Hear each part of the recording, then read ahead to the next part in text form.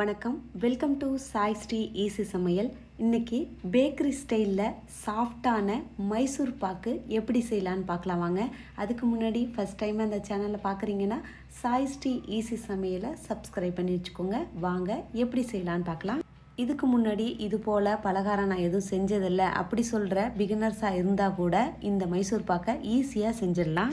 ஒரு கப்பு கடலை மாவுக்கு 3/4 கப்பு நெய், 1/4 கப்பு ரிஃபைண்ட் ஆயில் எடுத்திருக்கேன். உங்களுக்கு ஒருவேளை ரிஃபைண்ட் ஆயில் வேணான்னு நினச்சிங்கன்னா 1 கப்பு நெய் சேர்த்துக்கோங்க. இல்லைனா ரிஃபைண்ட் ஆயில் பாதி நெய் பாதி இந்த மெஷர்மெண்ட்டில் கூட நீங்கள் சேர்த்துக்கலாம். நெய்யை லைட்டாக சூடு பண்ணி ஒரு பாத்திரத்துக்கு மாற்றிக்கோங்க. 1/4 கப்பு ரிஃபைண்ட் ஆயிலையும் அது கூடயே சேர்த்துக்கோங்க. இது 2 சேர்த்த கலவையிலேருந்து பாதி அளவுக்கு ஒரு பாத்திரத்தில் ஊற்றி வச்சுட்டு மீதி உள்ள கலவையில் 1 கப்பு கடலை மாவை சேர்த்து கட்டி இல்லாமல் கிளறி விட்டுட்டுருங்க. இது போல் கொஞ்சம் கூட கட்டி இல்லாமல் ஸ்மூத்தான பேஸ்ட்டாக கரைச்சி வச்சுக்கோங்க. கடாய் வச்சிங்க. கடாயில் 1 கப்பு கடலை மாவுக்கு 1/2 கப்பு சுகர் சேர்த்துக்கோங்க. 1/4 கப்பு தண்ணி சேர்த்து இது நல்லா கொதிக்கட்டும். சர்க்கரை நல்லா கரைஞ்சி சர்க்கரை பாகம் ஆகட்டும். ஒரு 5 நிமிஷம் கொதிக்க விட்டுருங்க. மைசூர் பாக்கு செய்ய சர்க்கரை பாவோடைய பதம் 1 கம்பி பதம். அதுக்கு நீங்கள் சர்க்கரை பாகை விரலால் தொட்டு 2 விரலுக்கு இடையில் இது போல் ஒரு கம்பி போல் ஃபார்ம் ஆகுதான்னு பாருங்கள். இது கரெக்டான பதம். இப்போ கலந்து வச்சுருக்க இந்த கடலை மாவு கலவையை சர்க்கரை பாவில் கொஞ்சம் கொஞ்சமாக சேர்த்து அடிப்பிடிக்காமல் கிளறி விட்டுட்டே இருங்க. ஸ்டவ்வை சிம்மில் வச்சுக்கோங்க.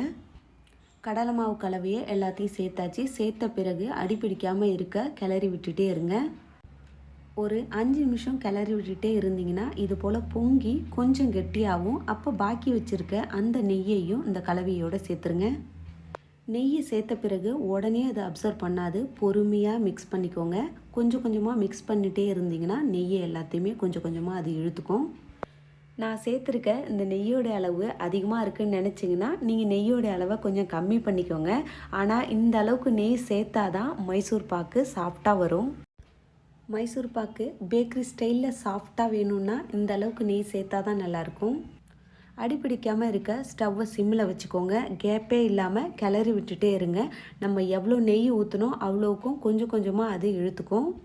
இந்த மைசூர் பாக்கு கலவையை எப்போ இறக்கணுன்னா இந்த கலவை அப்படியே லைட்டாக பபுள்ஸ் மாதிரி பொங்கி வரும். அப்படியே உருண்டு திரண்டு பாத்திரத்துலேயே ஒட்டாமல் வரும் பாருங்கள். அப்போ கரெக்டான பதம்.